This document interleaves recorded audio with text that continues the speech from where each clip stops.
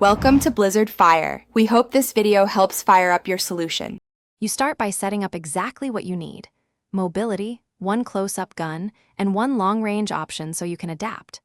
Once done, study the river choke points and enemy spawn patterns to pick a safe first push.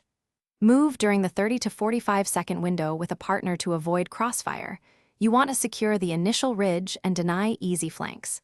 Keep communications tight so you can react to the first skirmish and hold the advantage. Once the first push holds, focus on mid-phase control by taking high ground and managing sightlines over river bends and ship lanes. You secure objectives like generators or supply crates because they limit enemy resources and force movement. Use utilities deliberately: smoke to cross open water, EMP to shut enemy electronics, and timed grenades to clear entrenched positions. Make sure to rotate with cover and check your flanks. A slow, methodical advance prevents being isolated and losing the ground you just gained. You finish by executing a controlled extraction. Clear the approach, stagger exits, and suppress overwatch positions so teammates can board or cross safely. Once done, consolidate loot, revive any down players, and confirm the extraction path is still viable before moving.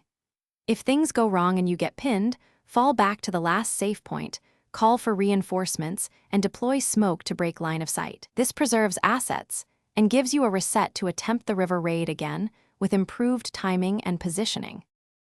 Thanks for watching. If you found this helpful, don't forget to like and subscribe.